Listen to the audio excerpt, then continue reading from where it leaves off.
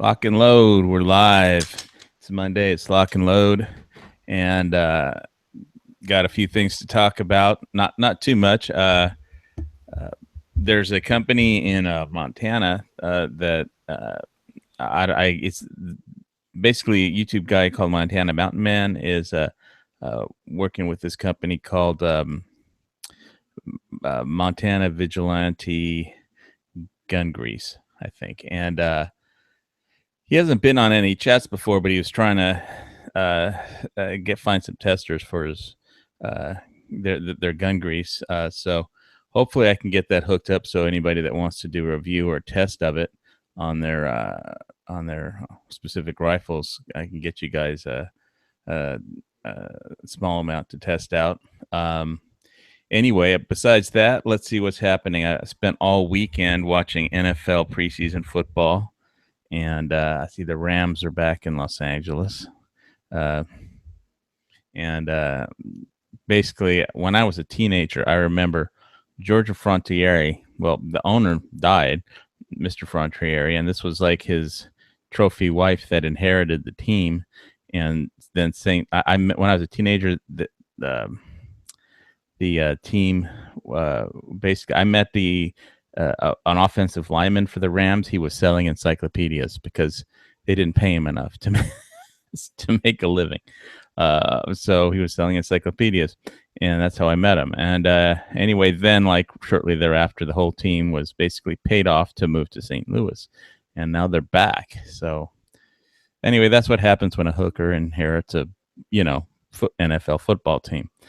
They move to St. Louis. But after that, some interesting things. I was watching some survival shows. And I watched Naked and Afraid XL, and then the season finale for Naked and Afraid, followed by Dual Survivor. And the things that hit me was on the Naked and Afraid. Those producers are just insanely irresponsible. I mean,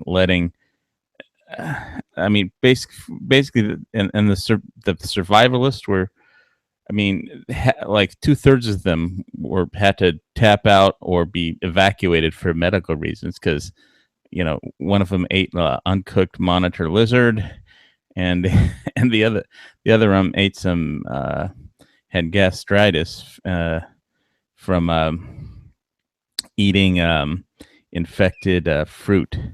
That were infected with either monkey feces or bat feces or insects or whatever. So that just goes to show you, be careful what you eat, so, if you're... All I got to say is if you are eating meat, make sure it's cooked. Yeah, especially if it's South African monitor lizard. And then the most irresponsible thing that happened wasn't just that 2/3 of them, had intense stomach cramps and had to be evacuated for just picking the wrong thing to eat, was that they're sitting out there, their evacuation point, they had to cross through this, go up this river, and they made this camp, and they set up a boma, which is basically a stick or a large stick or two. Then you build a wall along the stick of thorny bushes, and so at night, this place was, this river, the only water source in the area, was just full of, prey animals and lions.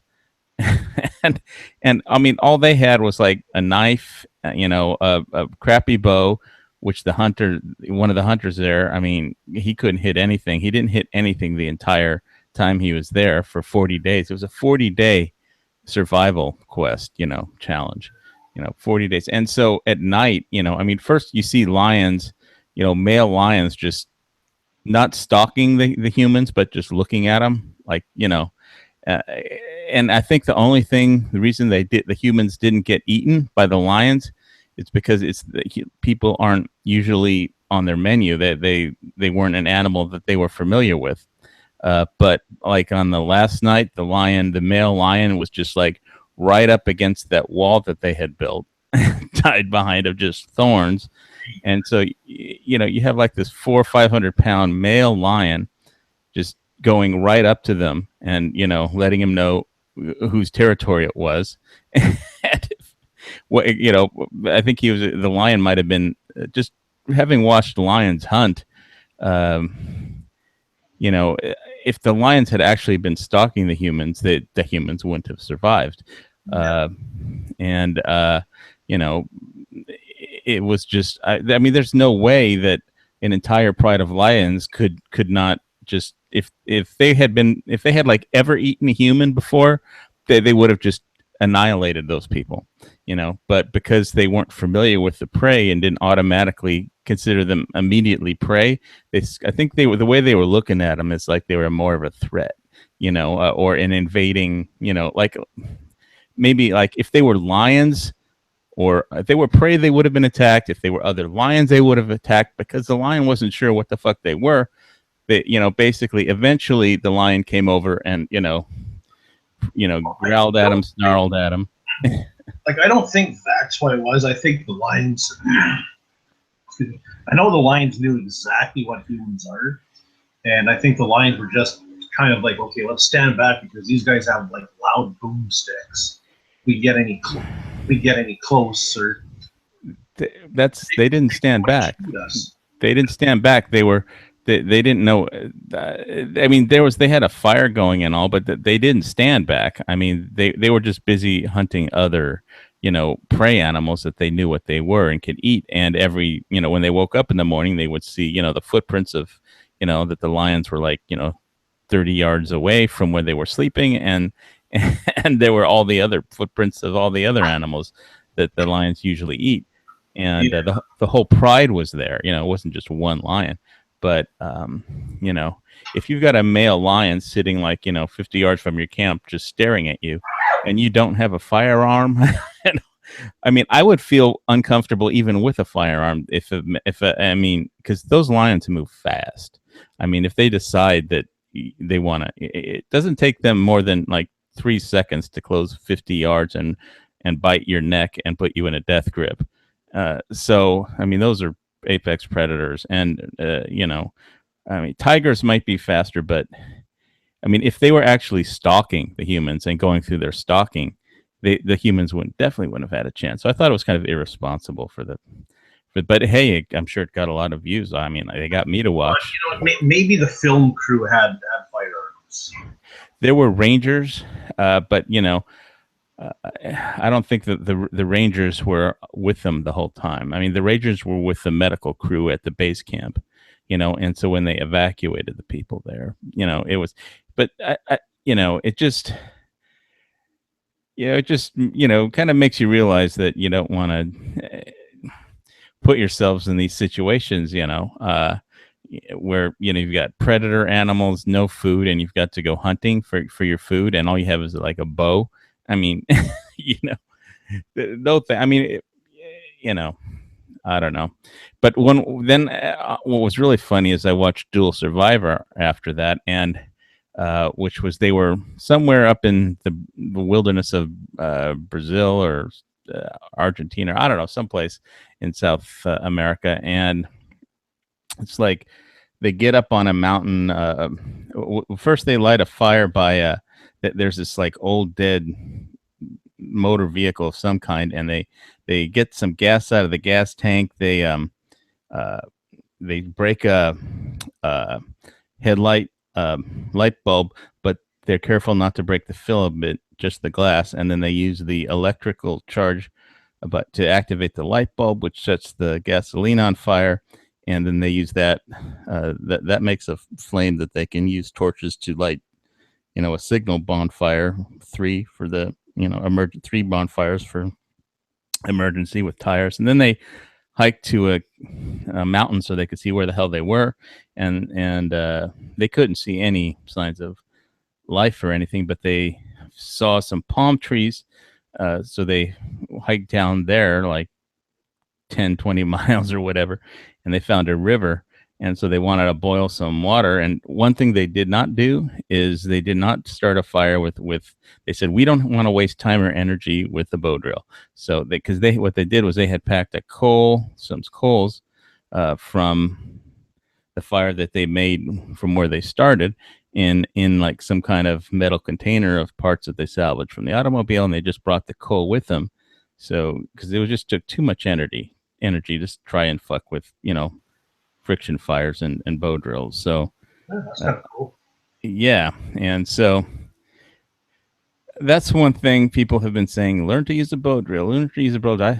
Learn how to think of other ways to make fires before you resort to spending all your energy to try and create a fire with a bow drill. But anyway, what else? I've pretty much come to the conclusion that I can't watch the media election coverage anymore. I'm pretty much in the fuck the elections, just bring on the apocalypse or Hillary or World War III or alien invasion, or whatever new North Korean weapon, because I'd rather just deal with it than watch any more election coverage because I just can't take it anymore, and social media is terrible. It's like, if you support Trump, you're a racist, Nazi or something. And if it's the media lapdogs on both sides they're terrible. And I just refuse to watch any more of it, so I'll vote and stuff, but it's just, I got things I need to work on, and I don't want to be bothered with all this, for the next 2 months or what is it of election stuff. When is the election? November? Yeah. 3 months. 3 months. Jesus. 90 more days of listening to Trump and Hillary battle it out. And yeah. I mean, so I prefer to watch like the History Channel, and I mean, and I wanted to put on my tinfoil hat and see what's happening over in the Middle East, and so I went and looked at Debka, and let's see if I can even get that website up anywhere. But it's like Turkey is supposed to have invaded Syria to attack the, ISIS, people, but they're not. They attack the Kurds. So it's just, I don't think it's possible that anybody could have screwed this up worse than the Obama administration. And they're pulling out our fighters from Incirlik, and they're pulling out of the nuclear arsenal out of Turkey, because they closed off the Incirlik air base where all the U.S. nukes are stored. I think the B-61 nuclear bombs are stored during entertaining during the coup, the supposed coup. So, anyway, who knows who staged? Did Erdogan stage that coup? So he could become more popular, because his popularity was at an all-time low before this coup, and now again he's popular with his people. So, who knows? But let's see if I can find some stuff on this. So what you said, you just tell us what you're working on, Darren, because you said you had visited the U.S. recently. Oh yeah, well, I was just down to the U.S. there just for a little day trip, little road trip there. Just day tripping. Yeah. Does the border security ever like it when you say, "Yeah, I'm just on a road trip"? Like they waved you through. They waved you. Road trip? It's like, well, I'm going to OMAT. No, what's an OMAT? Stores. No. I'm going to Bass Pro to buy all the guns. But yeah, no, like all the chats that I've been on with the gun channels and stuff like that, and everyone's saying, oh, how expensive everything is. I go down there and it's like, wow, everything is cheap. Your ammunition is half the price. Your firearms are anywhere between $200 and $400 cheaper. I just cannot believe that. If our politics wasn't so screwed up, you'd almost want to be an American. Almost, but the wife won't let me move. Well, those cross-border romances. I don't know how they work.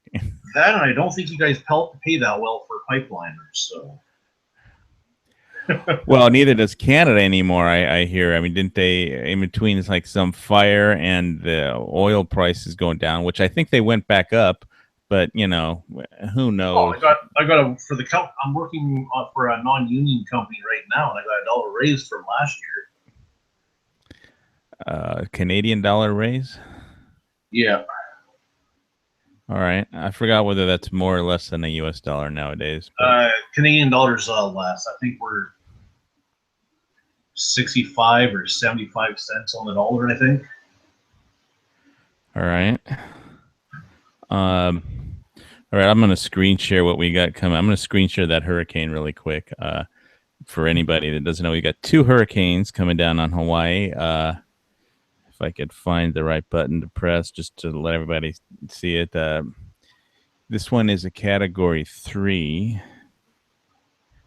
This is Hurricane Madeline, headed to the Big Island. It's 665 miles east of Kona, 600 miles east of Hilo. The track has it going just south of the Big Island, but these things change. Walmart. Yesterday I saw a guy with like 3 Reliance, 7-gallon water containers, jugs or whatever, and everything gets crazy like the day before. I think I'm gonna take a video camera and watch people go, streaming in and out of Walmart because it's just fucking crazy. Anyway, if anybody's out there on YouTube, there's a join link in the just video description. But anyway, so let's see what else is new. I bought some stuff recently, about 500 rounds of ammo for my it's XM193 Federal for my Tavor. And some zombie stuff for, let's see, for no particular reason. Oh, yeah, because they banned zombie knives or the manufactured importation of zombie knives in like England and Wales, the UK. So I binged watched a bunch of like Bud K company that sells the cheap knives and the zombie knives. So I binge watched all their zombie knives.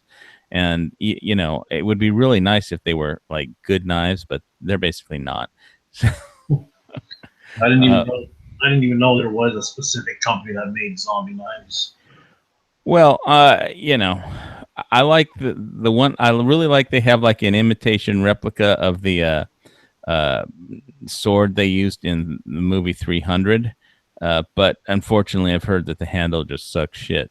And so, I mean, although the sword looks okay, the handle sucks shit. And it's basically more like a bludgeoning kind of an instrument, and if the handle sucks, you aren't going to be able to, the blade is going to do you a whole lot of good.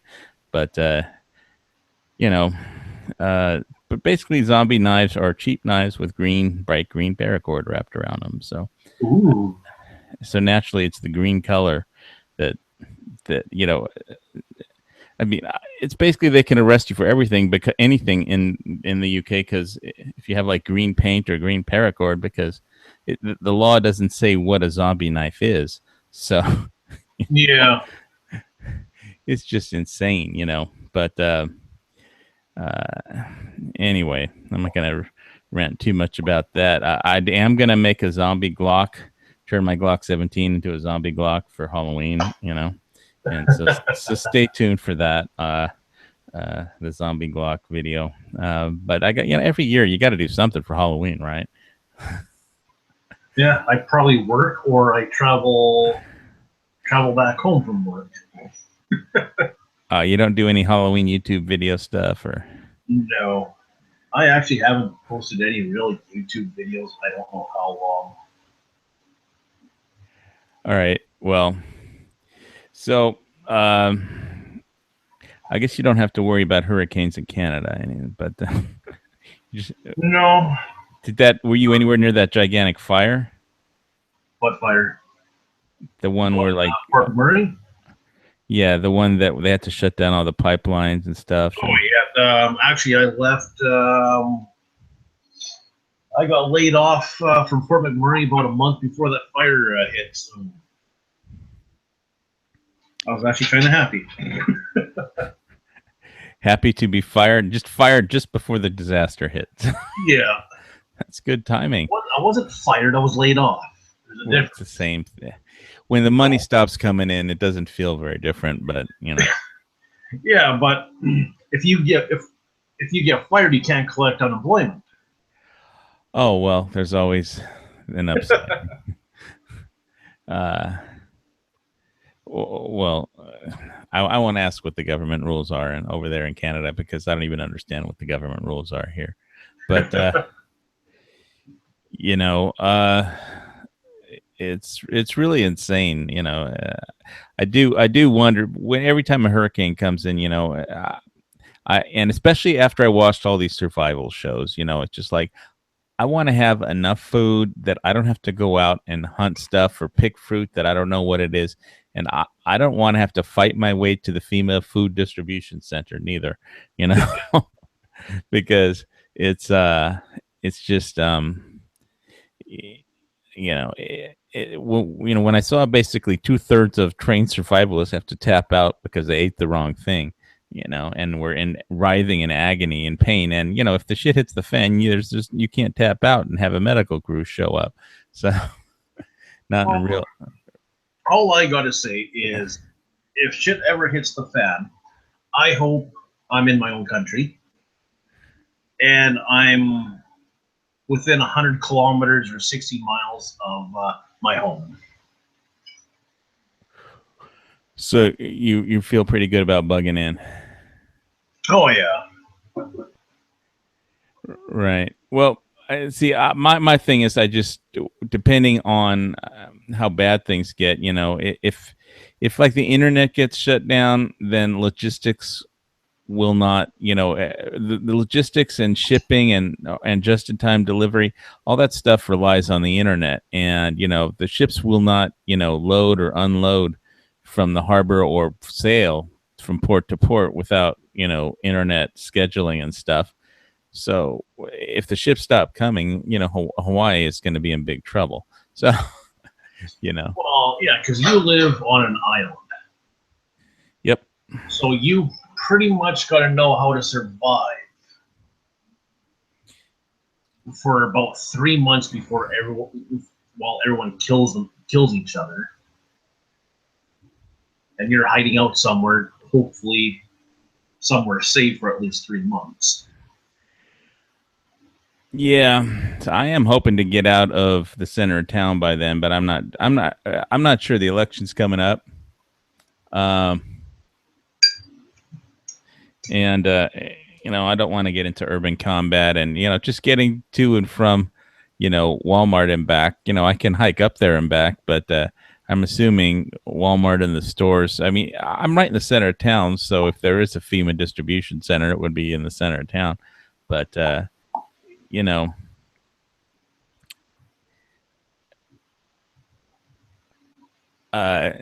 G Web said he's afraid he's going to quark me, and there aren't that many, aren't enough people for it to matter, G Webs. But anyway, yeah, it's like that's why I'm like I looked at my food preps and I'm like I do not have like a year's worth of food, you know, or anything like that, and so.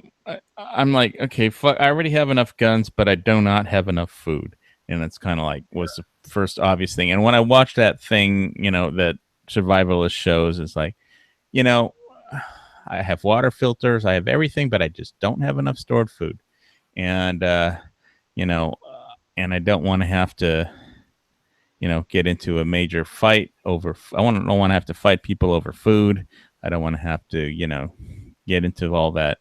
I don't want to be in the center of any food riots, and I know there's going to be food riots because there's always going to be food riots. I mean, in the 70s, the ships did stop coming to Hawaii because of a dock workers strike, and it was crazy. I wasn't here for it back then, but I was heard stories about it. I know things did get crazy out here, and obviously the police are going to be looking out to make sure they have food for their Yeah. families. And It'll all matter on how much green you got to grease the palms. well, yeah, if it depends how bad things get. Whether whether it's a political crisis and an economic crisis, or a natural disaster, or a man-made disaster, or a war, or who knows what it could be. But it just things are getting crazy, and I really am in the fuck the elections, just bring on the apocalypse mode. And so that's why I'm like I trying to get more food supplies basically in my preps, because I think I just don't have enough. I can't have like 10,000 of each round of ammunition that I need and like one bag of rice. It's just not going to work. Yeah.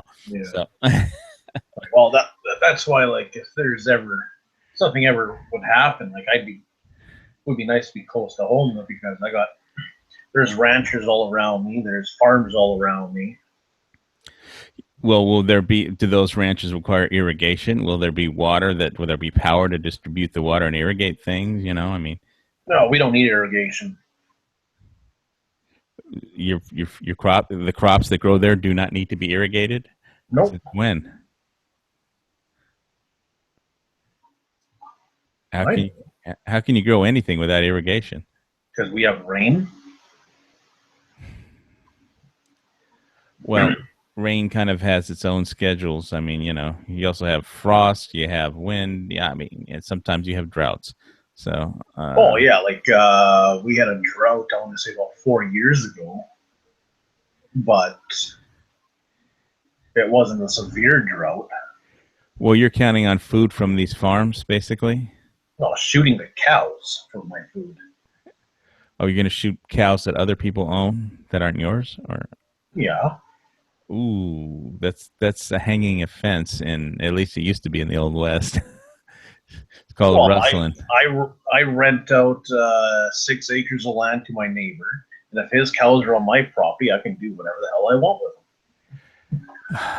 them. The owner of the cows, man, what if he hires ranch hands to protect his cows, though? Yeah, but this is like if shit ever hits the fan. Well, if shit ever hits the fan, that's what I'm saying. He's going to have ranch hands that he's going to pay to guard his cows, because they'll be worth a lot more. Yeah, but he's only got one ranch hand, and we're good buddies. Okay, well, we go shooting all the time. So, who's a better shot, you or him? Me. Good. Does he know that? Yeah. Okay. What kind of guns do you have, by the way? Just me? Yeah, you. There's not anybody else in this chat. Let's see. I've got a couple SKSs. I got a Chris Vector, 1022, Schmidt Rubin, my AR. Oh, you can have an AR in Canada? Awesome. Yeah, it's just it's classified as a pistol. Okay. So I can only shoot it at designated gun ranges. Unless the shit hits the fan. Well, that's cool. Yeah, and I also got a couple revolvers and some semi-auto pistols. I got my AK operator hoodie and T-shirt the other day. I'm just so stoked that I could wear it down to the jacuzzi and in the pool and have people talk about it. It's like, oh, it's the gun freak over in Building 3. Yeah. I get a kick out of everyone that calls themselves an operator, because my brain automatically goes towards dozer operator, hoe operator, equipment operator, not firearm operator. Well, I am not an operator, but it's funny. But I like the T-shirt anyway. So, but I what else did I have done? I got a camelback mule hydration system it has the 100-ounce 3-liter bladder in it, but I will say that it definitely, I need to get some Cordura and memory foam, and find somebody that can sew on some more padding to the arm straps, because the arm straps on that thing have no padding whatsoever. I mean, I just got a little 2-liter Yeah, a half-gallon one. I have basically I have like a 2-gallon or a 2-liter one in my bug out bag, but I wanted a lighter, operating kit for, when I don't need to bring the entire kitchen sink, and I didn't want to just I didn't want to just have to dump out everything out of my bug out bag every time I, go for a day hike or have to do, a short mission or something, so, Oh, you classify a 2-liter as a big bulky thing? no, everything else that's in my bug out bag. I have a video you could watch of my bug out bag, but it's like uh, I have like the whole kitchen sink in there, pretty much, and uh, yeah, I've carried it around before, but it's like, it's just it's not that it's super heavy, but it's heavy and it's bulky. It's more bulky than heavy, but so yeah, I just wanted a thin, light, like the Camelback hydration mule, and it's it's pretty cool. It's got Molly on the back, so I just like Molly it up with some tack ties my EDC bag on the back of it, and there's pouches on the inside for stuff, but I'm trying to not load anything that I don't absolutely positively have to have in it, so I have room to just add things, if I need to do it, and so. That's something I'm working on as far as finding. I'm gonna go on Amazon. I need to stop buying shit though, because I'm spending too much money buying shit lately off of Amazon. It's like tack bars, Mountain House meals, and stuff. It's like I need to stop spending money on silver bars and you know uh, just stuff. I got some stuff that's supposed to be coming in the mail today. I don't even know what it is. All I know is I have some package coming in. I don't remember, like, what the hell is that? Something I must have bought something, but uh, because I saved a link of some incoming package, and I don't even know what it is. So that's how much stuff I've been buying lately for my preps. So you know, it's it's definitely. Time for me to buy less stuff, and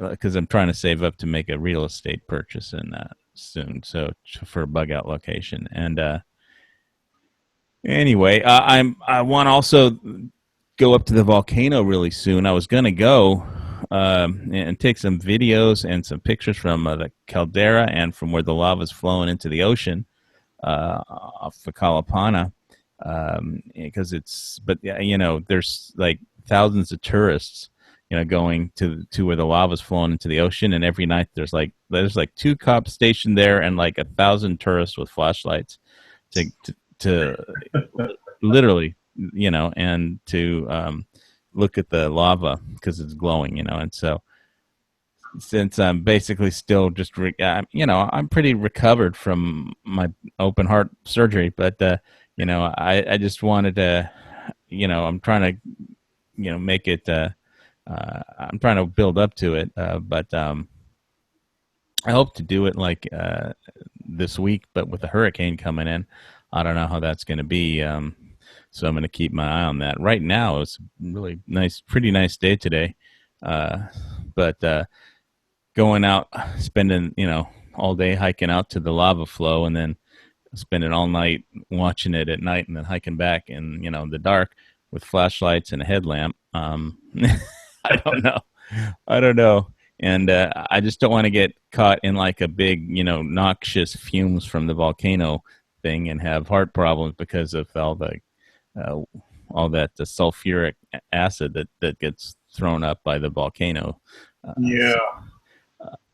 But it's it's kind of like some of these volcanic events are once in a lifetime, so it's almost worth it to go out there and see it.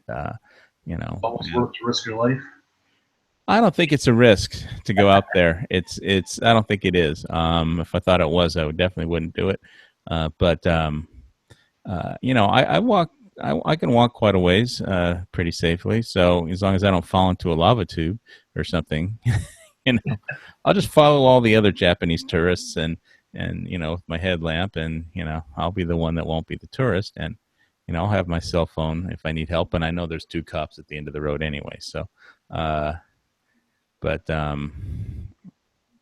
it's it's definitely, you know, the V is for volcano, so I definitely want to get up there and shoot some footage of like from the Jaeger Museum that overlooks the Kilauea caldera into the looks into the, because the lava lake at the top of the mountain is like rising and rising right now too. That's cool.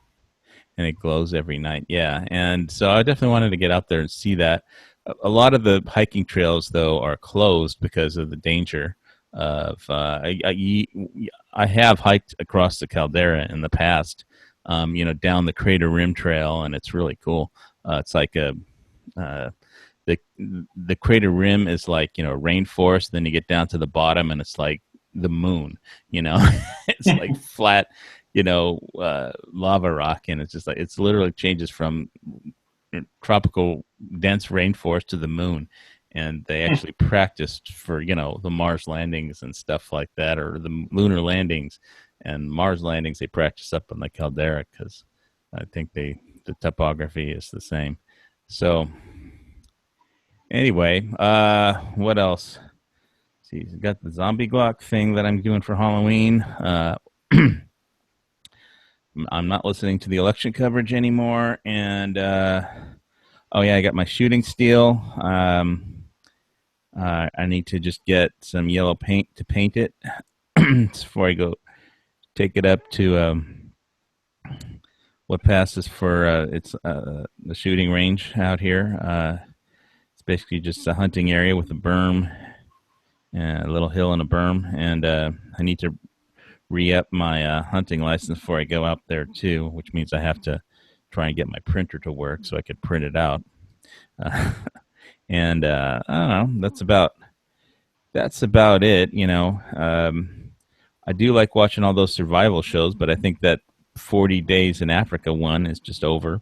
There's some more dual survival stuff on. NFL season is starting soon. Looking forward to that. Don't know if I have any predictions. Yeah, I'm not real big into sports. So. All right. So, yeah, I know. A lot of people on gun channels are not into sports, but whatever. Let's see.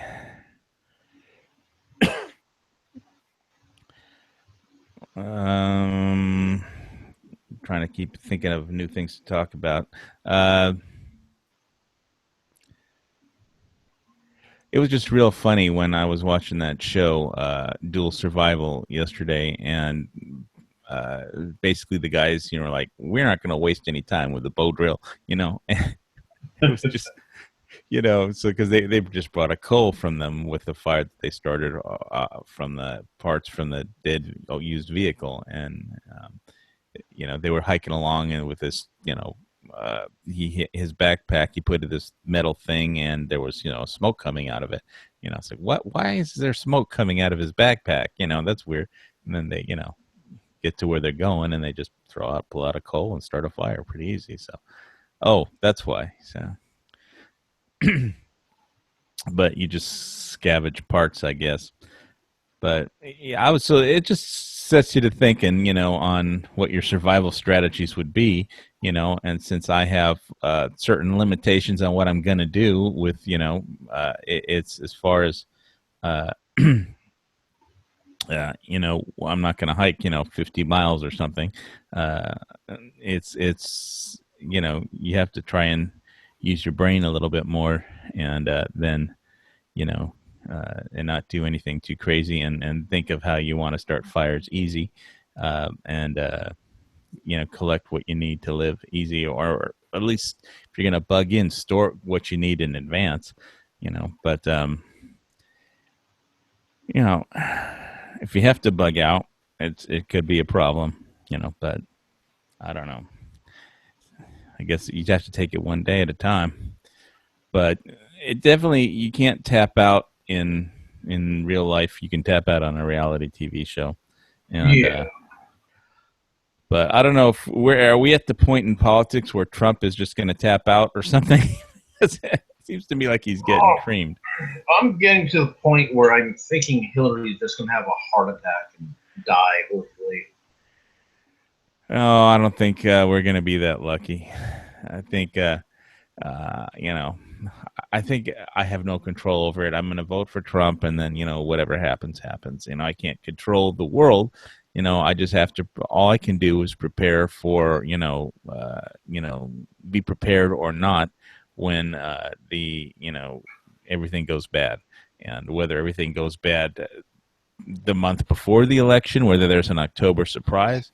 There's a lot of economic uh, indicators that would say that everything's going to go to hell in October, and but nobody has a crystal ball, including me, and it's just all I'm trying to do is be prepared. Let me. There is one thing I found interesting here. Um, Let me screen share this thing since it has something to do with guns. Have you ever? I got something from um, LaRue about. Do you do a lot of long range shooting? You might find this interesting. One second. I'm trying to get into a long range shooting. It's just I don't really have the rifle right now. I'm saving up for that Ruger Precision. Okay. Almost hit the wrong button. Start screen share. There's this magazine. I got an email from LaRue, and so obviously this guy's probably going to promote LaRue, but it's called Recoil Magazine, and I haven't heard of that one before. I mean, I may have heard of it, but they had this article in there by this guy Todd Hodnett, Long Range Cowboy, and it's pretty interesting. I'll put this in the internal gunchannels.com/HVS chat so people could read it. They might like it. Let's see if I can find my own page. You have a million pages open up. There it is. And I'll put it in the internal too. There it is.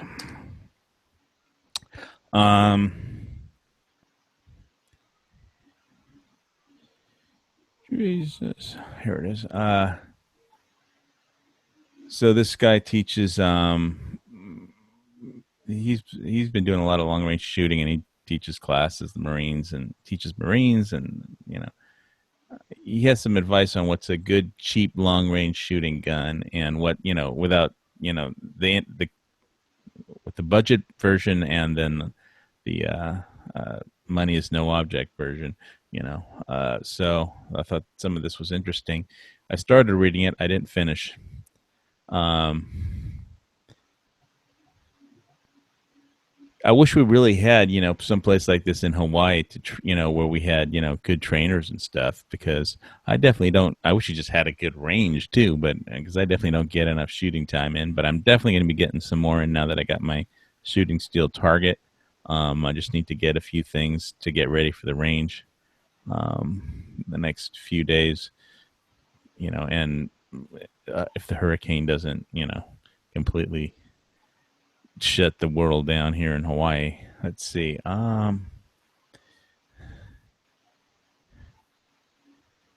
He's talking about ballistics. That's a nice gun. Oh yeah, he was saying a surgeon rifle is his favorite rifle, but that's not the budget one. I'm not even sure. I don't know anything about surgeon rifles, but Me neither. let's see. Ballistics, drag models.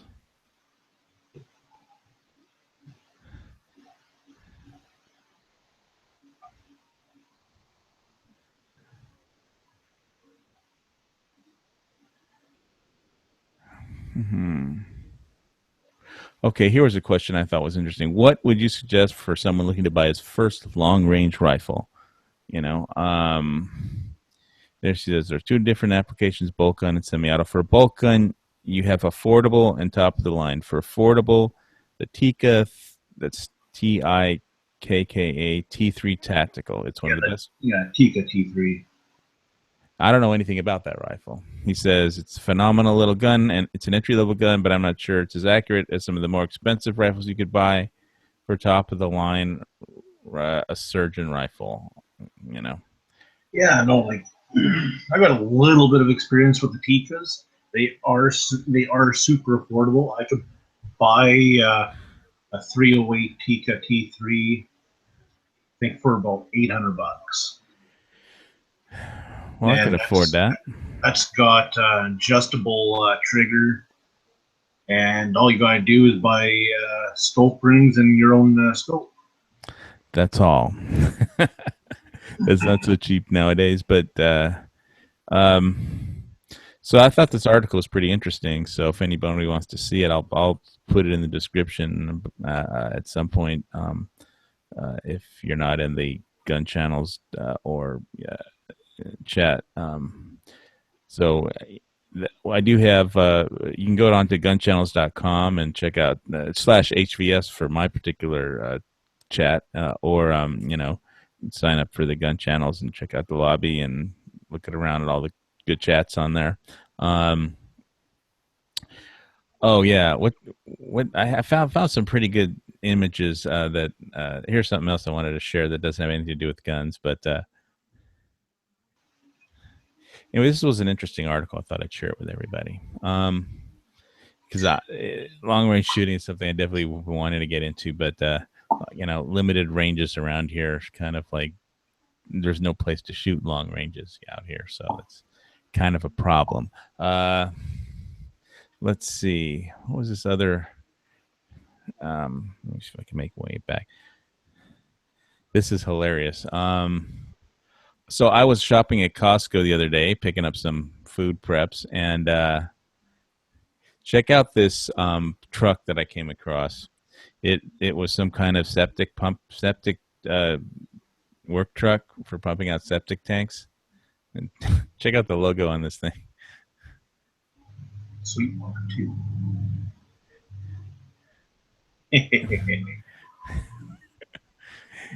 Yeah, we'll take your crap. I thought that was so funny. It reminded me of the Gun Channels lobby, but whatever. I've seen some very funny advertisements for septic companies. Yeah, but that had to be. I had to take like a picture of that one outside of Costco.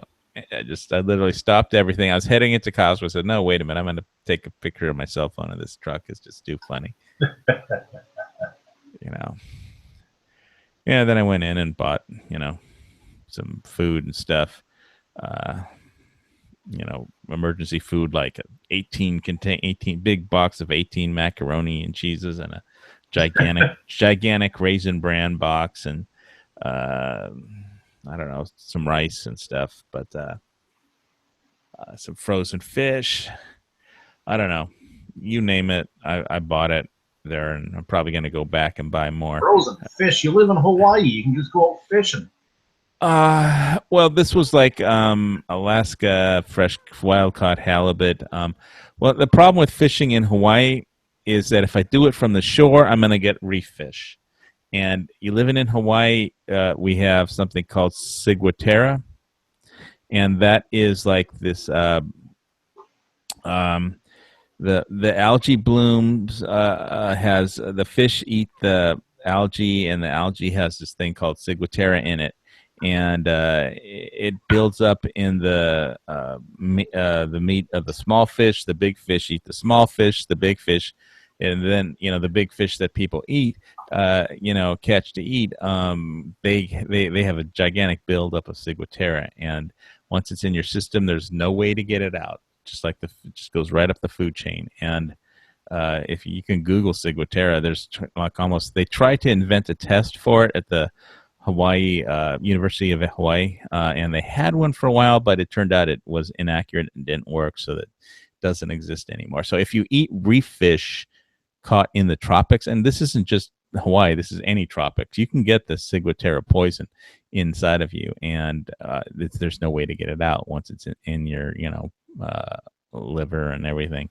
So basically, if you eat deep sea fish from tuna, then you're okay. But if you eat, reef fish, then you could get ciguatera. You may not get it, but I stopped when I, heard about this and researched it. I was like, no more reef fish for me, and which meant, and I would really love to do shore fishing because it's just relaxing, but I'm not gonna. This is one of those things you have to be careful what you eat, or you get sick and you can die. And so that's why even in a shit hits the fan situation, I'm not eating reef fish because of ciguatera.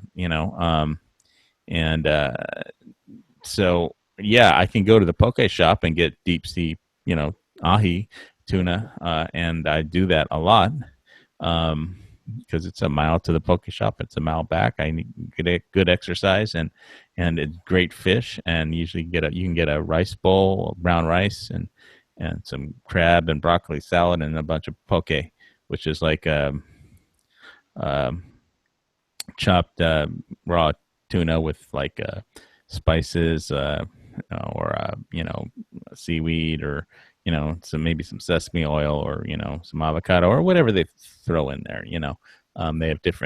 They have contests for poke and but that's easy as fishing. But of course, if the shit hits the fan, I don't know if the shop's going to be open, but for just regular times, that's how I get my fish.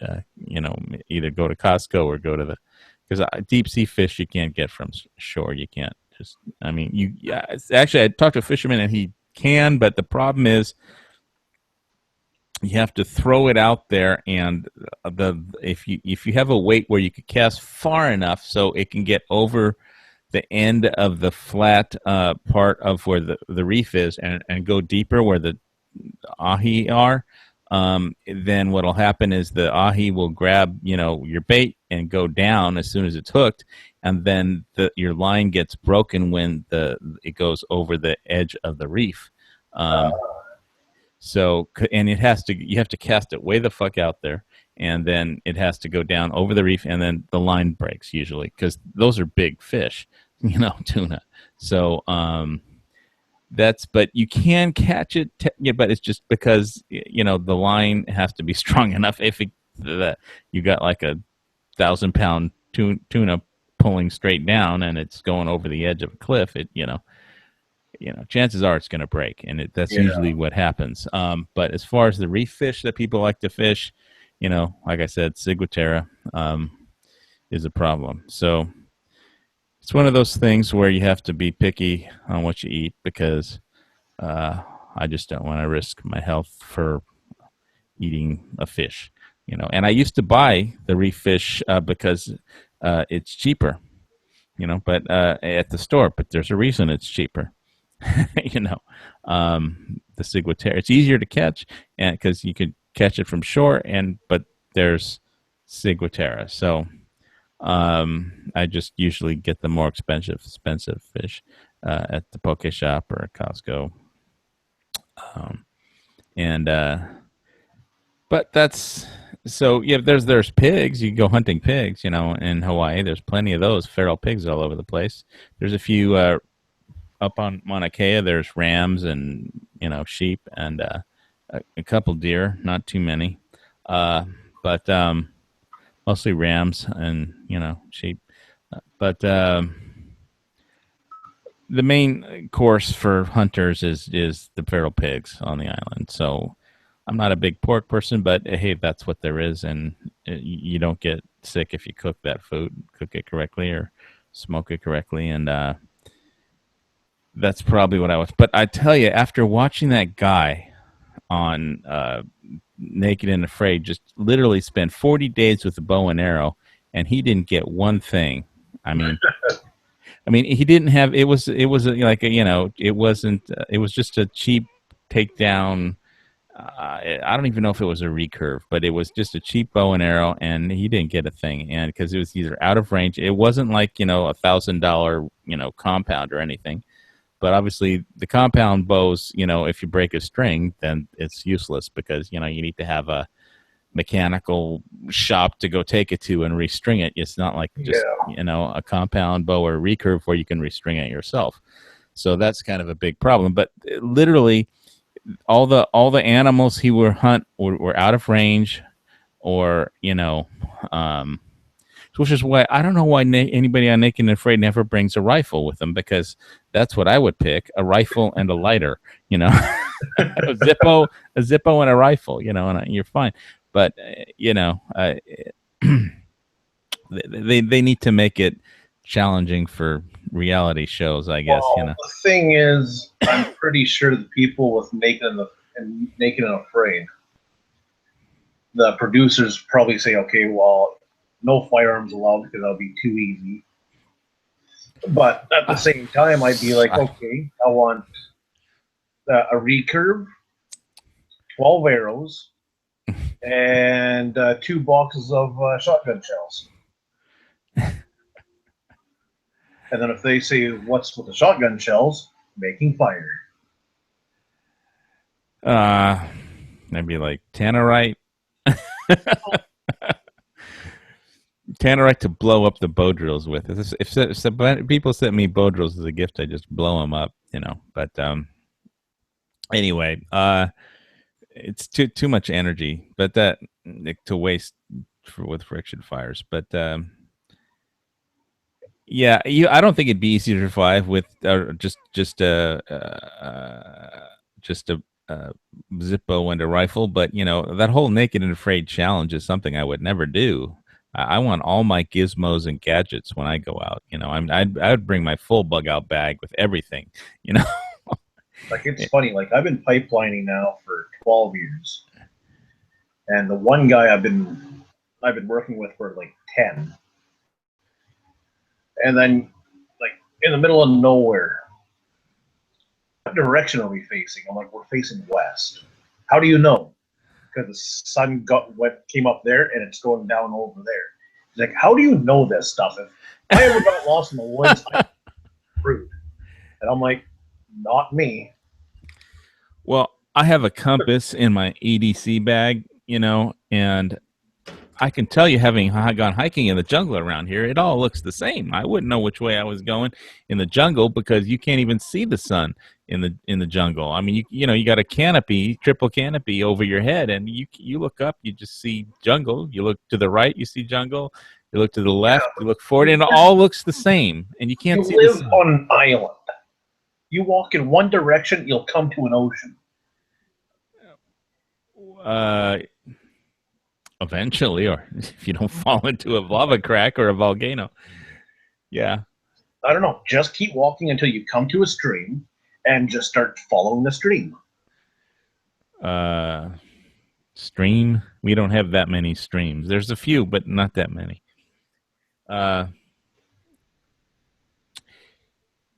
We have a pretty diverse landscape here. We have like every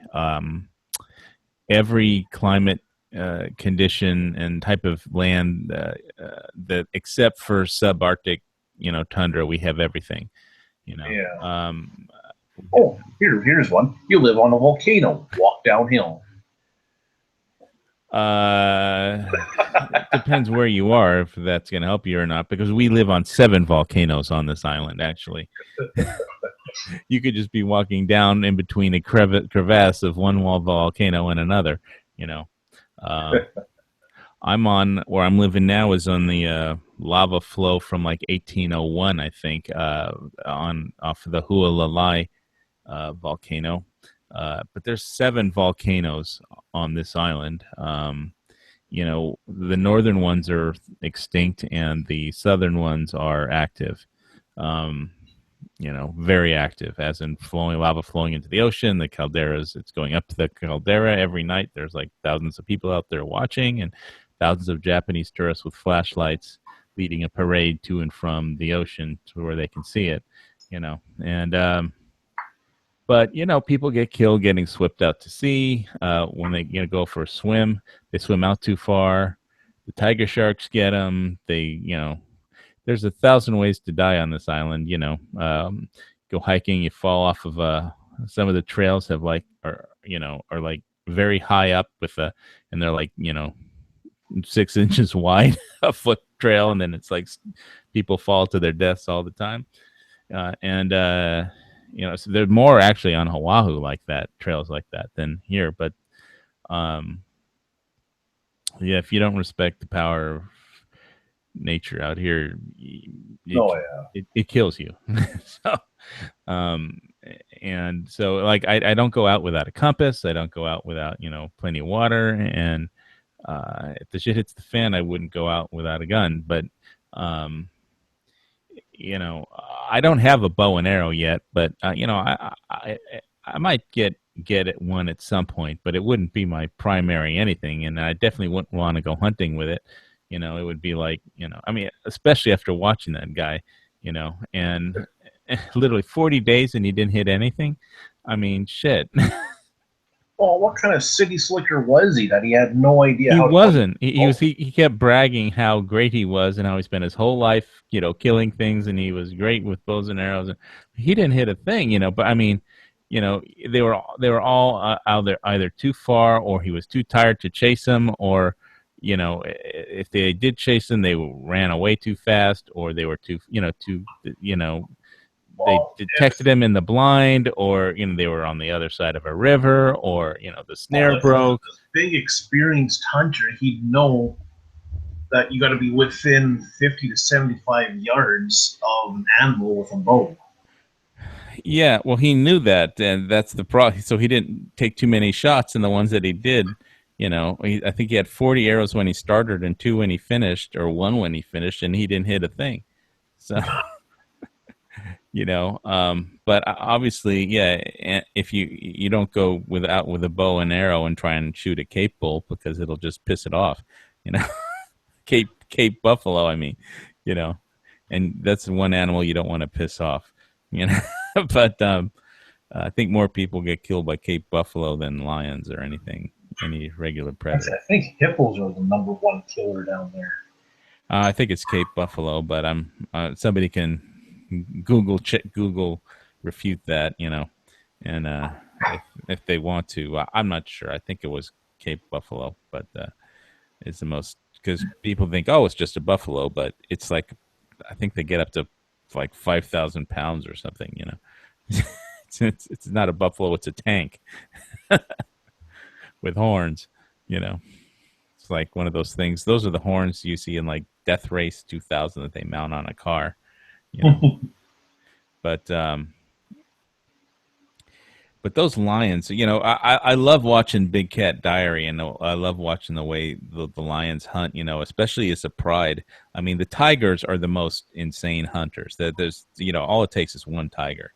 But, the lions, they hunt as a team. Usually the females, if they go after a Cape buffalo, it takes the whole fucking pride, and they don't even try unless there's a male available with the pride who's, in that mood to hunt, because they have to try and get it to the ground or bite its leg or break its spine, so they can get it to the ground and then put it, in a death grip around the neck. But, because they're so damn big and they have horns, and they can just toss lions straight up in the air and,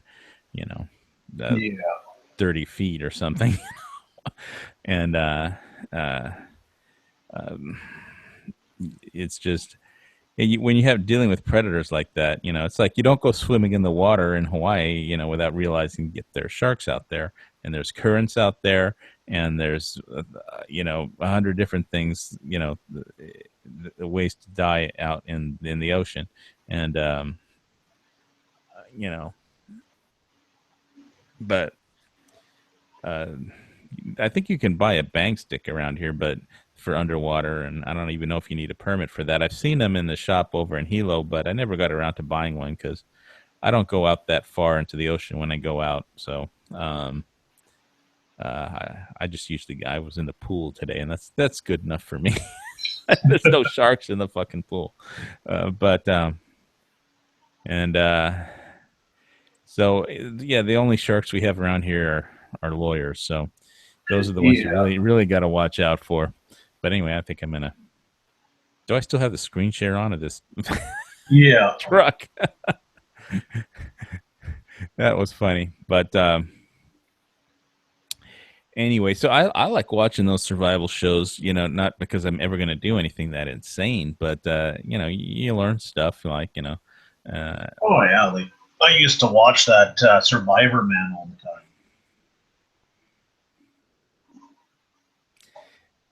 yeah, and there's a lot of Naked and Afraid, Dual Survivor, the what's the one in Alaska? Ice something something Survival Alaska or something like that. No, above the I don't know. I don't know.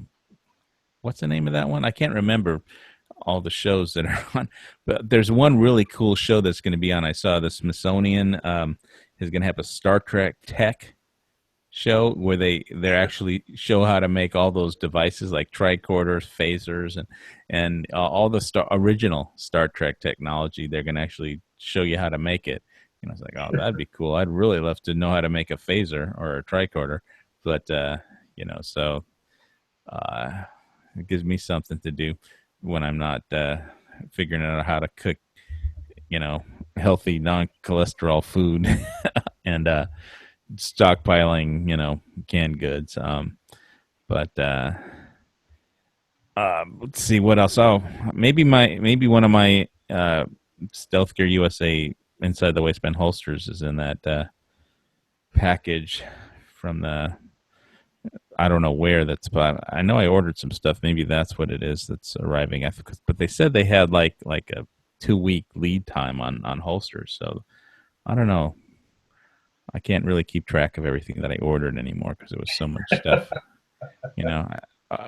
When I got back from the hospital and stuff, it was like it's time to order some prepper stuff, especially with the elections coming. And but so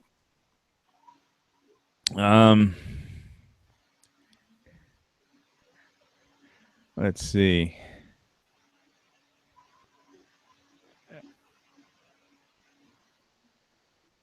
What else is happening on gun channels? I posted in the. I have that. I have that prepper channel that I haven't done too much with. I posted like some of Fox Company Prepping has like a some cheat survival cards for and that I posted on there. I think people should try and who are into prepping ought to try and post some stuff on there.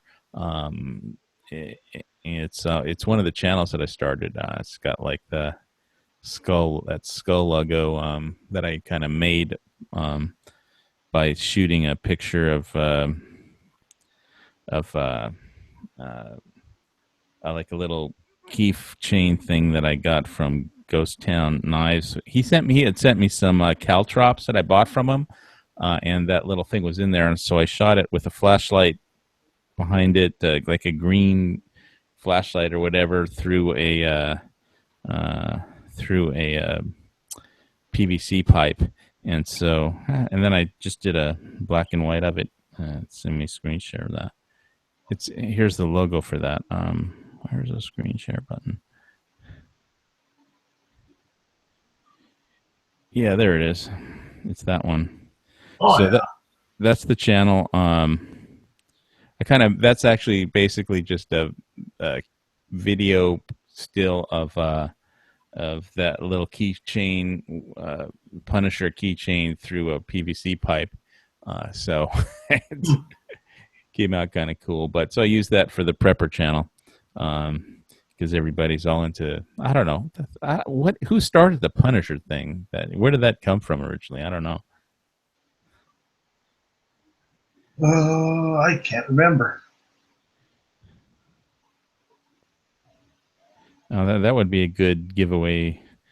I don't know if somebody could figure that one out. That would be a good patch giveaway thing. If I don't know if G-Web still does patch giveaways.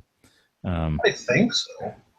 Because when I looked, I had like one I think on the Daily Gun Show, but uh, uh, there seemed to be some question about it was like the Walter PPK. Uh, what year was it? And I looked it up on search engine, and Wikipedia had it as like 1926 or something. I forget what year. But it was actually the PP and not the PPK. And so Dano had the answer wrong, and I had the answer wrong, but we both had the same answer, even though we were both wrong. Sean Connery actually had the right year. So he said, I throw a challenge flag. So I was like, well, they said I won, dude. So, I mean, whatever. But I don't know if they changed it but when I went to enter the info on the, gunchannels.com/DPG thing, it said, the whole contest was, or the whole patch giveaway thing, was suspended. So I don't know. I'd be just wanted one of those gun show loophole stickers or badges or patches or something, but it doesn't matter. It was just fun. The tactical pop quiz, I think they have you mail them in now, but I'm going to have to research on who started the Punisher logo. I saw one, I think Blade HQ has one in like titanium. So anyway, so I might get one of those. It's like I don't know, it's like a medallion or a locket or something. I usually just have a Hawaiian fish hook out of koa wood that I have. But anyway, might be something cool to get next time I get on Blade HQ and get Blade happy. I was wondering because I was wondering when G-Webs was driving through California. Oh, they do? Well, somebody just typed something in here. All right. Well, I guess I probably entered it in the wrong thing, but since I really didn't deserve to win, anyway, I'm not going to bother. But, I mean, they said I was the winner, but, whatever.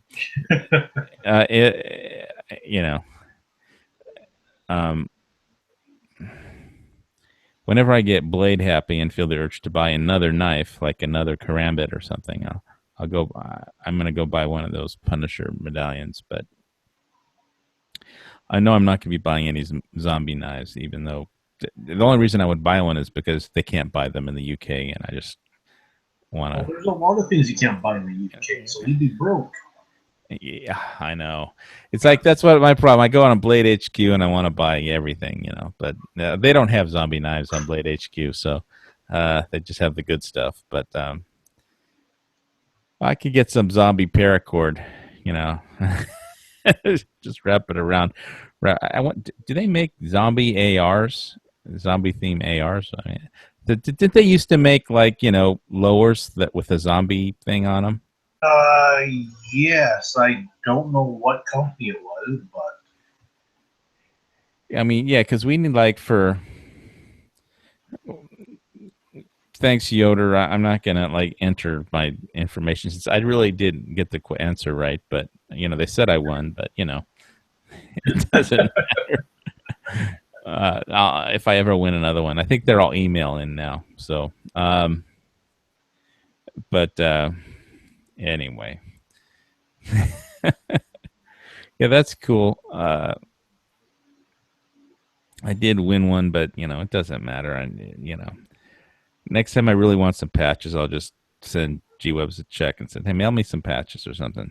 But right now, I spent so much money on stuff from that I don't even know what's arriving in the mail today. So, but I'll figure it out when I go down there. Let's see. Something from Champlain, Minnesota. So that's either. Well, it isn't my AK hoodie, AK Operators Union hoodie, because that's already. Oh, it's here now, so it's in the box. I just looked at the UPS tracking, so I could run down after the chat and figure out what the hell it is. I hope it's my one of my. I hope it's from Stealth Gear USA, because I was really tired of. I'm getting really tired of just having a holster for my 380 LC 380, and I not being able to have a holster for my LC 9, because I really like the 9mm better than the 380, and it's the same gun, but the 9 has the Crimson Trace laser on it, because everybody in gun channels talked me into getting a laser for it. And they're probably right, but it just didn't fit the Kydex exterior of the inside the waistband holster with the laser attachment accessory on there. So anyway, and I really needed a holster for my Glock 17 too. So anyway, that'll be something for me to check out after the chat. I don't know what else to talk about on this chat. I think anything else going on in Canada, or you didn't buy any guns, obviously, when you're in the U.S., right? So. No, thought about it because I actually wasn't too sure what the laws were for importing the firearms into Canada. So I was like, better not, just in case. Yeah, there was a meme up on that somebody posted on there, like, with all the laws you're supposed to follow, this is a gigantic book, and all the laws that the government are supposed to follow, just follow like one little piece of paper called the Constitution. And yeah. So who knows what the laws are, but you'll find out when you break one, I guess, Yeah. Yeah, I know, but I talked to the one of the border crossing agents there. He's like, I don't know what the laws are in the States, but if you make it to the Canadian border, just tell us what you have, and then we'll just shuffle you on through as long as whatever you own meets the Canadian criteria. I was like, oh, okay. What is the Canadian criteria? No fun guns? Like no short barrel pistols, no, what was it? No 25 caliber or 31 caliber. No fully automatic. Just firearms that meet our laws. Well, I'm guessing you know what your laws are. So yeah. Before this chat gets too long in the tooth, I just want to say that, okay, Montana Mountain Man hasn't been on yet. He hasn't been on a chat ever, so he was trying to figure out how to do it. So in case he's just late and hasn't made to this one, if anybody wants to try out that Montana Vigilante gun grease, send me a message either on YouTube. How you do that is you go to my channel page, hit about, and then there's a send message, and it'll send me a message. Or go on to gunchannels.com/HVS, and you could send me a message right to my email from there. And let me know what gun you want to try out this lube on it. Yeah, they're just looking for testers, see how people like it. And I will try and get it to you somehow. If he wants to test a product for 40 below, let me know. I got it. Okay. I could definitely test in the extreme cold for him. Yeah, well, they wanted to give me one and to test it in tropical environment, and I said, okay, hey, I'll test it for you, but there's people on gun channels with a lot more gun cred than me. I'm just a recreational shooter, and there's a lot more hardcore gun guys on gun channels. So I thought, let me try and get some people that want to try and test out this Montana Vigilante gun grease. So you send me a message, and when I do get in contact with Montana Mountain Man, you can go to his channel and ask him, or you could get it to me, and the next time I talk to him, I'll try and get it to you. Just let me know what gun you're going to test it out on, and send me a message with your email, or how to get in touch with you, and I'll try and move the thing. I'll try and move the grease. Try and move the grease in your direction. To put it. And over to me. Yeah, forward you some grease. Myself right now, my AK, I use Battleborn grease. I had got some a long time ago, and I don't need that much for it. I switched.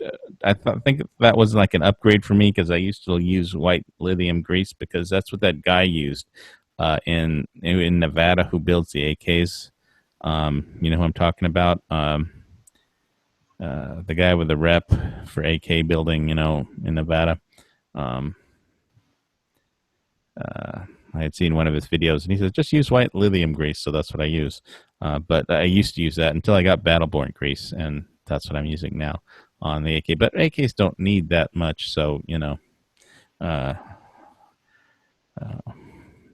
as far as my Tavor, kind of use Otis, you know, the gun oils from Otis, because I have an Otis cleaning kit for, like, everything. One of those all-around calibers. Systems, yeah. And you know, where you pull the snake through from the back of the chamber to the, you know, front of the barrel muzzle, and I have all the different what's the word I'm looking for? The attachments for the brass. My brain is not working. The brass cleaners. The wire brass cleaners that you snake through. And then, you know, you put the patches through, those round paper patches through with the Otis system, pull it through. And anyway, it's worked fine so far. But hey, I'm always willing to try something new myself. So anyway, what else? Let's see, the Zombie Glocktober. I don't know. You don't do any gun Halloween fun gun stuff, and you haven't posted videos in a while up there on your channel. I haven't posted a video, and I posted a couple mechanical videos, but nothing really gun related. Oh, okay. Mechanical videos like fixing your car. Yeah, I don't think they have a website that I know about, but I will ask next time I talk to the Montana Mountain Man. He does a lot of really good. Him and his friend do a lot of good, you know, gun shooting videos. I like his channel. But anyway, yeah. So you do like mechanical videos, like working on your cars and stuff. Yeah, we're working on my truck and fixing my quads and stuff like that. All right, I'm gonna have to check it out. I mean, the quads might be interesting. Yeah. I got something catastrophic with my quad right now. I need to figure out, but I'm down here. My quad's up there, so. Oh wait, so you're not at home right now? No, I got a couple days off of work, so I'm down south visiting my mom here. So. All right. Let me see if before we go, if there's any stuff in the chat over here. Hey, Madras Arsenal made it. That guy's got a really cool channel. I think he's I think he's got some. I really like that box that he said he made it for his. He just got a bunch of hey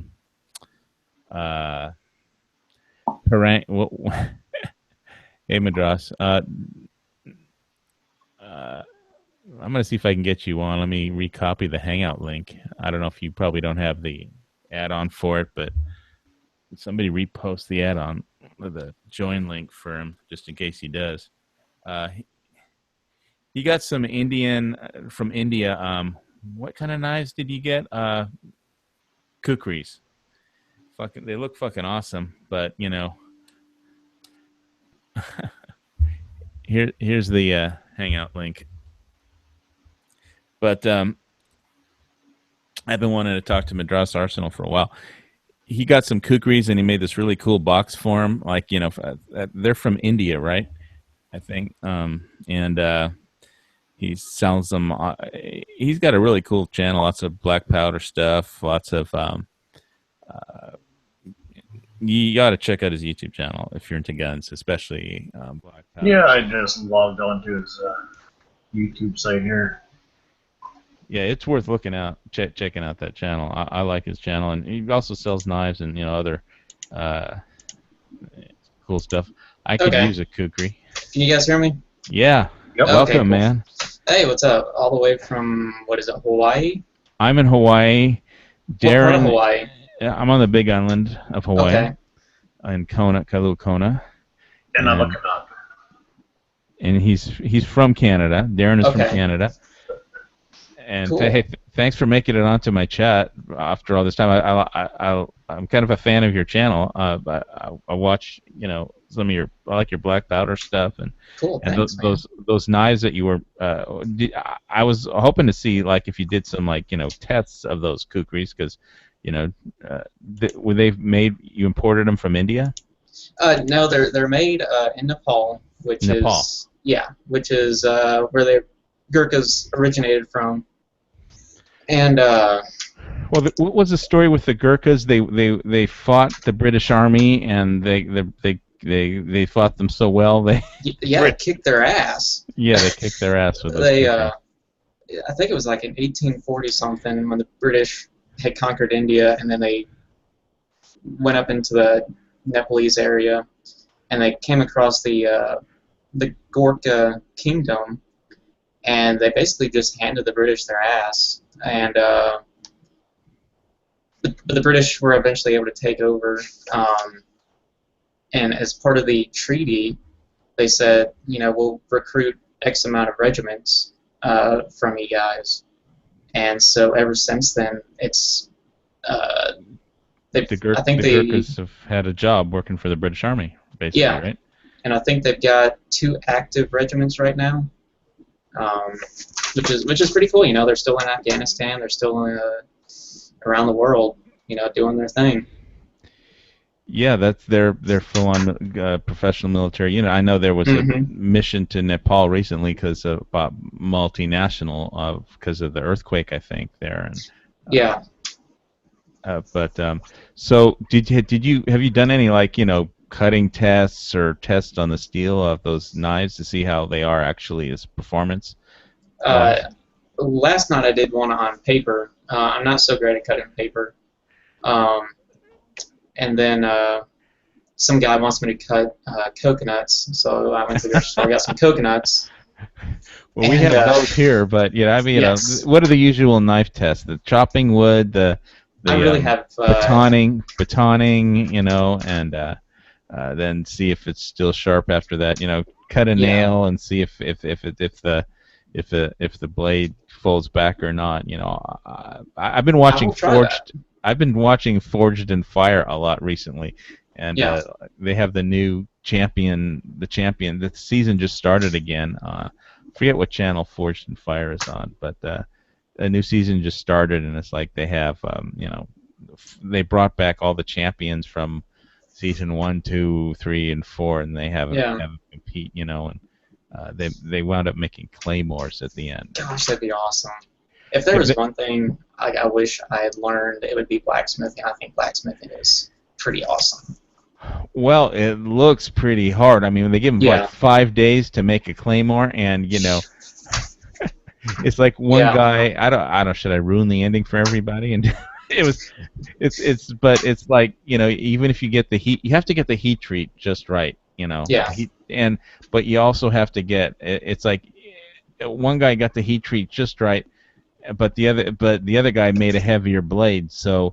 You can, if for a claymore, you have to be able to, basically the final test was, can you like chop a dead pig completely in half with one stroke, through all the ribs. And so I'm not going to ruin the ending for the Forged in Fire people who want to binge watch it, but they have to do that. Yeah, the last one is the champions contest. They just started that this season for that, I guess. But so I was kind of curious, to see on your knives what on the Nepalese kukris that some way, yeah. Yeah, I wanted to see some tests. I thought, well, if you're gonna sell them, you ought to take one and do some really good tests on it. But so go ahead. I was hoping to get like a big name YouTube channel to basically try to destroy it. So I reached out to a few of them, but have had zero response. So I think I'm gonna have to do it myself, like you said. And tomorrow will be the coconuts. I had never. This is all new, you know. I mean, I'm all like black powder.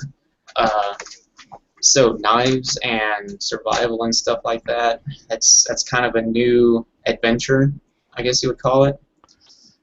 And so yeah, I'm gonna have to see what some knife tests are. I've heard the 2x4. I don't know yet. I would actually kind of like to try the nail test. Yeah, I think it's like I have to put it on nail on a piece of wood or something, because when you cut through it, you don't want to like, you know, put it on a concrete cinder block. I don't know. Yeah. You know, but so tell people on gun channels like what kind of black powder rifles do you have and how you got into that. I guess when I was young, I mean, I always had a fascination with history, and then kind of joining the military, it's interesting to see the progression of weapons, and started doing reenacting back in 2011, doing like American Revolution, and which I initially wanted to start Civil War, but just kind of got taken into an event and fell in love with the 18th century, so that got me into muskets. And then the movie Zulu has always been one of my favorites. That was my dad's favorite, and I remember watching whenever it came on TV. That's the one where they, you know, the British units get surrounded by, you know, thousands and thousands of Zulu warriors. Yeah. And that was back in 1879. And it starred Michael Caine. That was like his first movie. And I don't even think the director wanted to cast him because he did so horribly in auditioning. But it turned out great for him. You know, it started his career. So that's where the Martini Henry came from, and I've always wanted one. So my wife got me one for Christmas probably 3, maybe 4 years ago, and so that was kind of interesting. And I learned how to reload for it because nobody makes ammunition for it anymore. So I had to hand load it, right. And it's been fun. I love black powder. It's so different than like your modern tactical AR-15s or AKs. Which, don't get me wrong, you know, they have their place and they have excellent capabilities. I'm actually kind of on the hunt for an AR right now. And well, you'll find a lot of people on Gun Channel who are just building ARs, you know, constantly. So you can get a lot of advice from, you know, people in the lobby about that. Yeah. I've actually never been to the gun channels until now. Welcome. There's a lot of crazy people on here that are really into guns, and and there's there's a reloading chat on Sundays. There's cool. And there's definitely a lot of really good. You know, there's a schedule in the lobby area. You can see who's on when. Yeah. I'm just, you know, fascinated by all your black powder rifles, but you know, and what you said you were in the military. Can I ask what unit, what military you're in? Engineers. Engineers. Yeah, I'm a horizontal construction engineer. We actually spent 2 weeks on the Big Island over by, I think it's called the Hakaloa training. Yeah, camp. That's exactly where that is. Definitely not what I thought of Hawaii when I went there. You know, I thought of lush tropical rainforest, and then I remember you saying on this stream, you know, that you got on pretty much every single climate except for subarctic. Yeah. Except for the good climate. I was like, I just remember getting there, you know, like we landed, I forget what the airport it was, but I was like, man, this is amazing. And then we get up to camp, and I was like, this is ridiculous. Usually, you land at Kona Airport, where the military lands at Kona Airport, or they, you know, they dock over at Kauai and just drive up from the dock down at Kauai up to Puhakaloa. And, yeah, I had my car break down blow a gasket almost right in front of the entrance to that, and so they had somebody show up, you know, that was, you know, they were actually base security, but it was like some guy in a white van with, like, he was trying to pretend he was just a regular passerby being nice, but so I looked in his van, he just had one thing of toilet paper. He said, "Oh yeah, I just came from Costco." So you drove all the way across the island from Hilo to Costco and you only bought one container, one thing of toilet paper. Yeah. Like, your base security, you know. But you know, to the because military. they were like, as soon as I got there, when I got there, I heard, you know, them dropping mortars, you know, for the training. Yeah. And then, you know, because I could hear, you know, boom, boom, boom. And then after I got there, you know, I had my cell phone on, and so they could tell I was there, you know, because they tracked the cell phones going up and down what's the name of the senators? They named the highway after the senator, the Inouye Highway that they built with federal funds up and down there. It used to be just a dirt road, but I don't know what year, but they did eventually build a real nice highway on there. And but after I was there for 5 minutes, and then they stopped shooting, and you know, then base security showed up to make sure I wasn't spying on them or something, and that I actually did have a blown gasket, which I did. That's interesting. But yeah, it's, so hey, yeah, I don't know how many black powder shooters there are on gun channels. I know there's but I know there's a reloading chat that you might be interested in. You might be interested on Sundays. I don't know. All I can tell you is that for myself, I haven't got into reloading yet, and I was in one chat like almost 2 years ago with Good Guy with a Gun and Foos. And I just, after like an hour and a half of just, it seemed like very tedious, and it was like ran screaming from the chat, I don't ever want to reload. You know, it can be. I probably got lucky when I first started reloading primers. Oh man, that was very ignorant of me. So I got a hand primer now, and yeah, it can be tedious. I know one guy I know that had a shell, or a primer. It must have been a primer because he didn't lose his hand, but it went off and it basically cut his hand up pretty bad. So yeah, I guess it can be dangerous. So why did you're also selling knives from Nepal? Why did you start turning it into a business somehow? At what point? Well, I had a civilian job, and I got not fired, but I resigned. There's a lot of moral conflict going on, and so for about 3 months I didn't have a job, and I was like, well, I wonder if I can turn a hobby into a job. And so just started selling little things here and there, and kept throwing the money back into it and reinvesting that way. And then made a Facebook page. Then I had a YouTube channel, and all of a sudden, a couple months ago, this guy from Nepal messages me, and he says, hey sir, can I make you a kukri so that you can see my work, and maybe you could sell them? I was like, oh my gosh, because you get like 10 people a month messaging you saying, hey, can you sell my stuff or whatever from India or Nepal or Mexico or wherever. And usually I write them off. I've got burned a couple times. And so I said, okay, you know what, this guy's wanting to make me one for free. Let me see what he does. And it was awesome. I mean, it was great. And I liked the quality, so I ordered 10 of them, and then they sold out like instantly. I was like, crap, that's a good seller. And then I ordered 10 more, same thing. And I just kept placing orders, and kind of sell like hotcakes. I mean, I like them. This is my personal one that I keep and I take in the woods with me, but yeah, they're fun. It's definitely on my list of stuff that I'd like to have, but you know, I'm like, it's a long list of stuff that I'd like to have. Gosh, I know.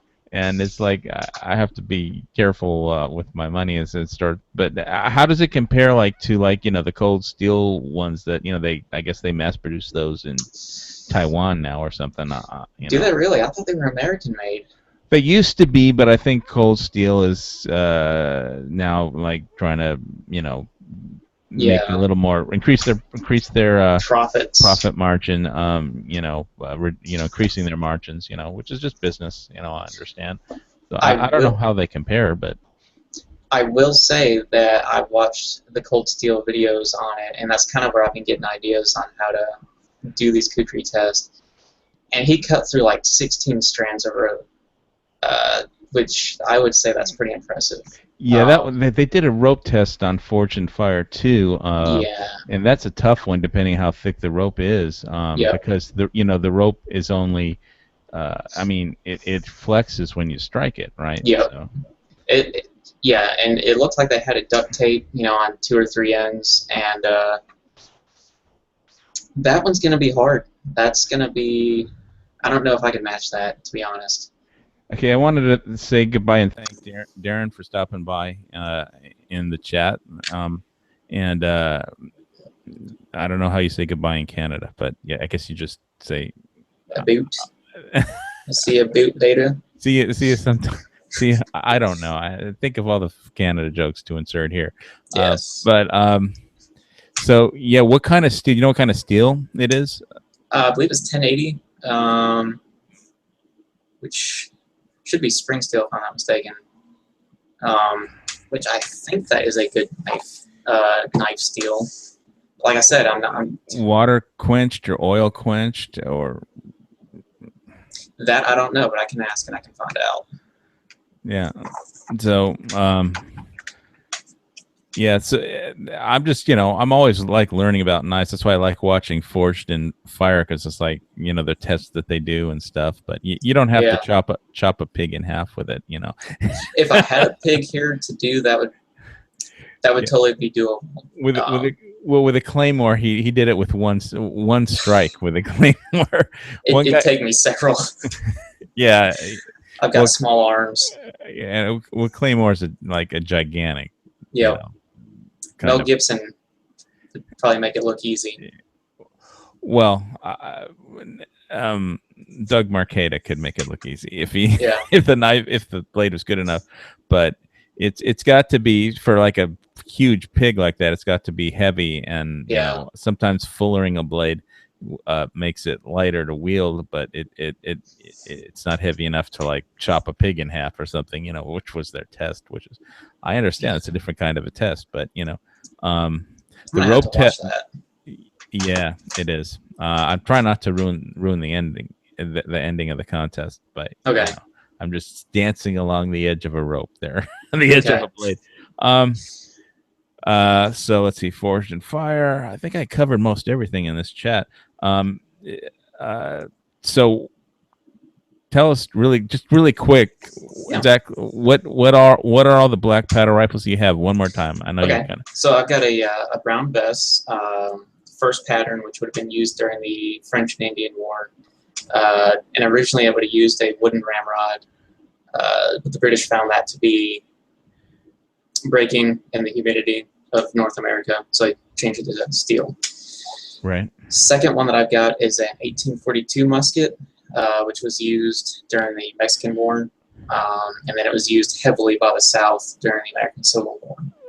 Okay, so that one's rifled. The Brown Bess? No, it's musket. Both are smooth bore. Smooth bore, okay. Yep. Because Civil War, I know they started to have rifling by then, for sure. Yep.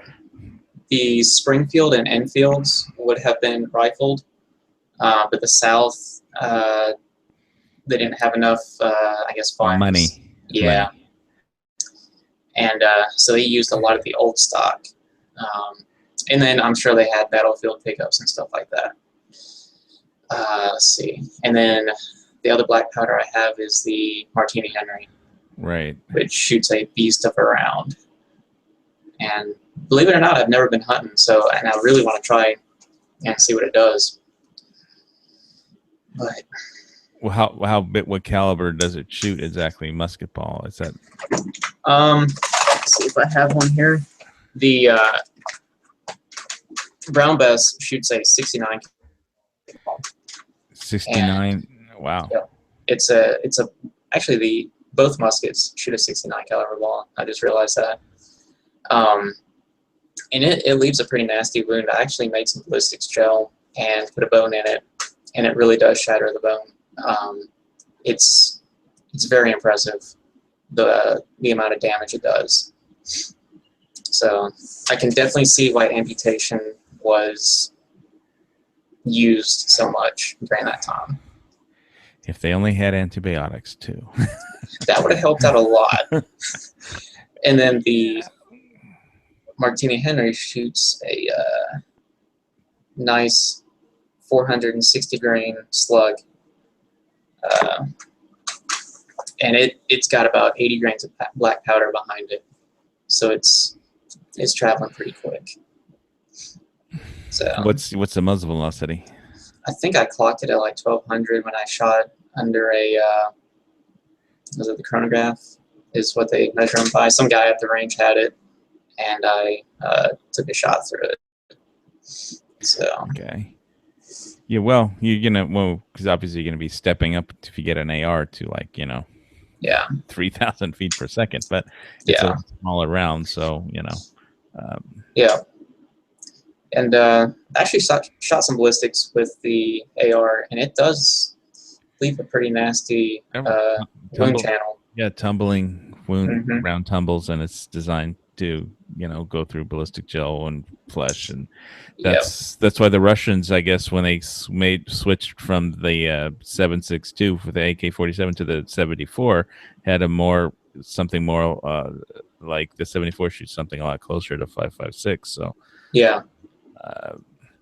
But I don't have one of those. I just have a 47 AK-47. So that's Those still pretty good rifles. I mean, that's my shit hits the fan rifle. So I'm going to ask you that, Rich. Evidently, ask you one last question. I know they have a bunch of questions you're supposed to ask new people on gun channels. They even have a thing, but I'm not going to. I don't even know what those are or where they are. I know they're somewhere on gun channels. But the one I wanted to ask you was, Rich. There's this guy named Rich who has this contest right now, and you could still probably enter it. But it's like, what would your 3 rifles that you would take with you for the shit hits the fan, or you're not necessarily rifles? What 3 guns? If you can only pick 3. For the shit hits the fan, what would you pick? I think I would definitely pick. I definitely pick an AR-15. Okay. Simply because I'm familiar with it, and there's going to be plenty of ammunition laying around. Secondly, I would probably go with a 9mm handgun, also because there's probably going to be plenty of ammunition. Well, that's the first thing to dry up when there's a ban. True. But okay, which 9mm? I'm not familiar with any of them. I'm really not a pistol person. The most familiar I'm with is a Beretta, because that's what the military uses. All right. So you got a Beretta and AR-15, and Yep. I won't make you say which one if you're going to do your own build or buy a CM or what. But what's your third gun? Third gun would probably be, I hate to say it, but I would almost take like a bolt action rifle. Just which one? Probably my Mosin Nagant, only because right now I'm the most accurate with it. All right. No, somehow it outshoots my 1903 Springfield. Well, a lot of people on gun channels have a Mosin Nagant, so yeah. I'm not one of them. It's too old for me. I'm not willing to. Yeah. I mean, you're talking about what year? I mean, that's like 1940s. Well, yeah, they came out in like 1891. So. Yeah, 1891 design. I know it's old, and it's definitely not. It's just that, I don't like. Basically, what happened for me is when I bought my AK-47 Wasser from, I think it was Classic Firearms, and then I had it, the transfer hero here. I redid the wood stock myself.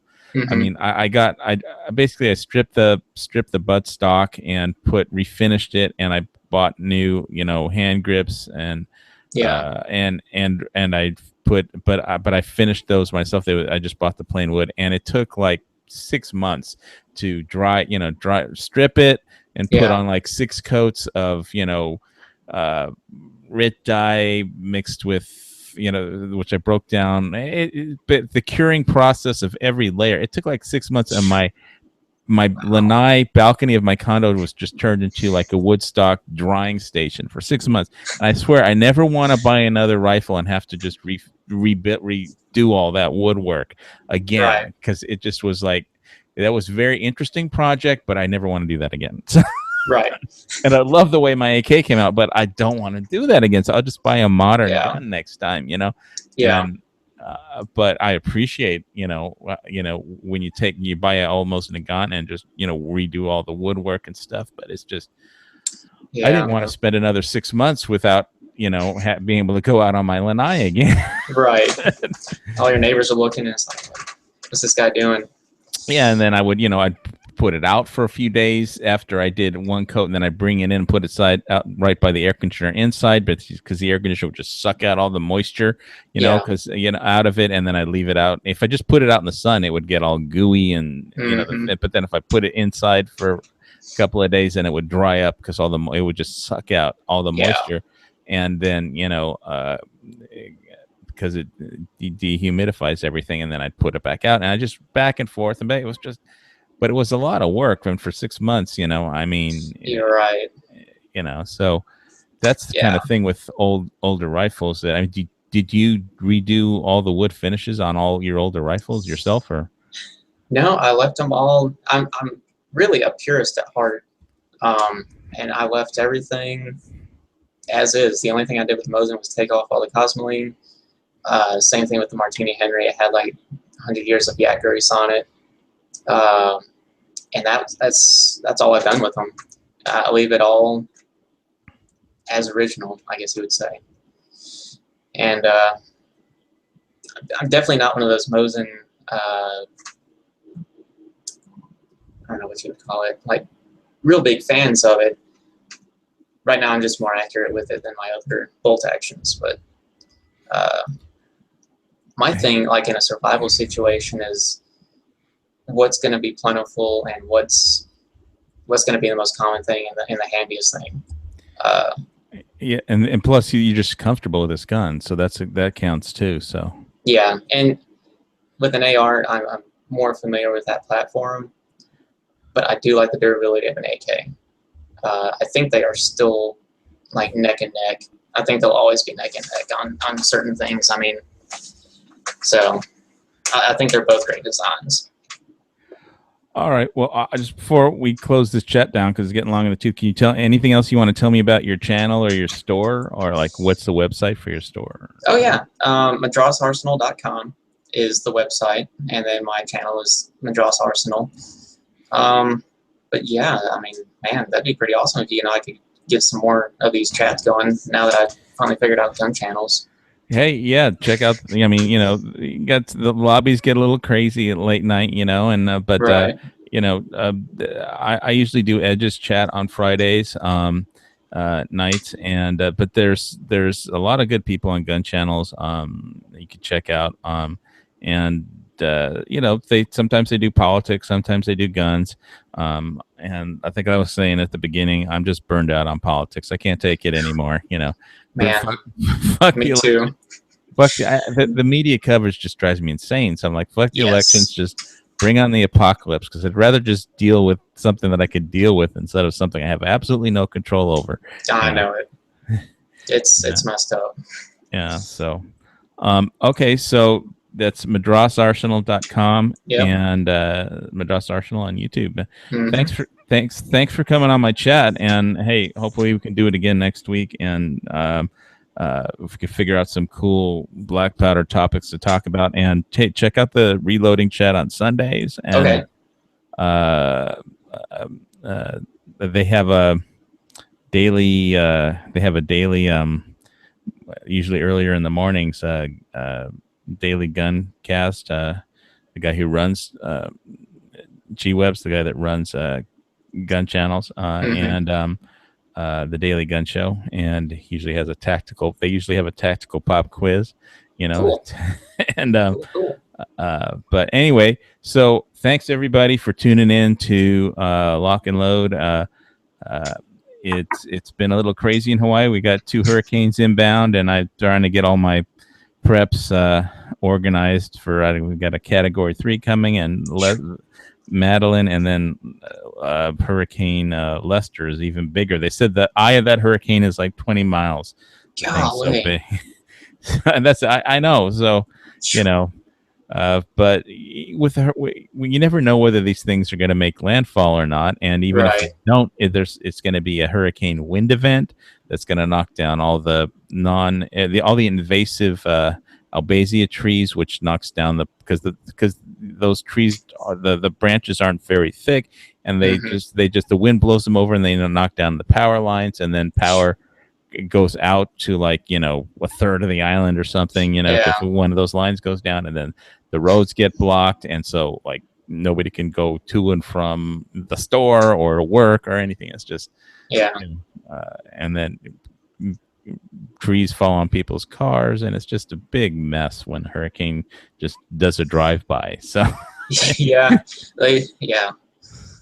But hey, how long were you stationed in Hawaii for? Well, I wasn't actually stationed. I was in the reserves, and we did our 2-week training out there. But I have friends that were stationed out there as active duty guys over in Schofield Barracks and things like that.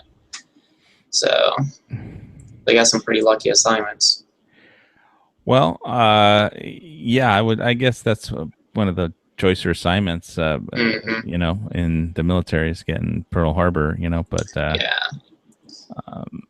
it's, you do have to work when you're there. You can't spend all the time, just kicking around the bars in Honolulu. Right. As much as I'd like to, but yeah. Yeah. Well, when I was there last time, I did go to a few bars, but it wasn't for fun. But anyway, thanks everybody for tuning in to Lock and Load, and we'll see y'all again next week. Hey, what does Edge always say? But it ends, I forget what the first part was, but keep your gun pointed down range and keep your groups tight. See you next week. See you.